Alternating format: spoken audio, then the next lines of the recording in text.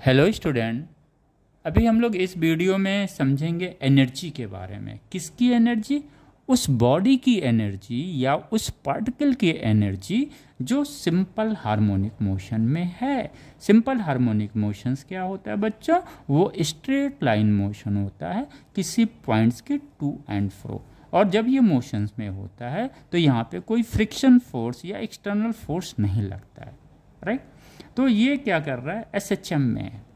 आइए, अगर ये पार्टिकल यहाँ पे मीन पोजीशंस, अगर इसको हम बोलते हैं, मीन पोजीशंस का मतलब हुआ उस पार्टिकल का इक्विलिब्रियम पोजीशन। अगर कोई बॉडी या पार्टिकल इक्विलिब्रियम में है, इसका मतलब ये हुआ कि उस पर लगने वाला नेट फोर्स क्या होगा? ज़ीरो होगा। अगर लगने वाला नेट फोर्स ज़ीरो है, F net equal to zero है, ये एफ नेट जीरो है, तो ए भी क्या हो जाएगा? जीरो हो जाएगा। तो इक्विलिब्रियम पोजीशंस पे एक्सेलरेशन उस पार्टिकल का क्या होता है? जीरो हो जाता है, राइट। लेकिन जैसे जैसे पार्टिकल अवे होती है या टुवार्ड्स द मीन पोजीशंस आती है, उसका एक्सेलरेशन बढ़ता है। और ये एक्सेलरेशन मैक्सिमम डिस्प्लेसमेंट पे, जहाँ जिसको हम लोग एम्पलीट्यूड बोलते हैं, वहाँ पे वो मैक्सिमम हो जाता है।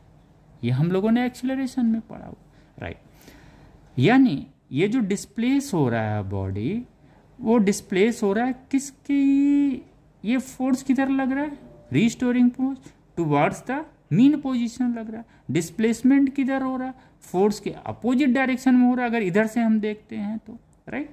तो ये क्या होगा? और जैसे हम लोगों को पता है F is directly proportional to minus y. क्यों? क्योंकि फोर्स हमेशा जो है restoring force towards the mean position लगेगा। यानी ये फोर्स जो है क्या करेगा? उस वाई डिस्प्लेस जो हो रहा है उस पर वर्क होगा। वाई डिस्प्लेस होने के लिए क्या होगा? वर्क होगा। और जब वर्क होगा तो वर्क क्या होता है? फोर्स इनटू डिस्प्लेसमेंट वर्क होता है। और जब वर्क होता है तो वर्क ही क्या होती है? पोटेंशियल एनर्जी के फॉर्म में उस बॉडी में रहती है।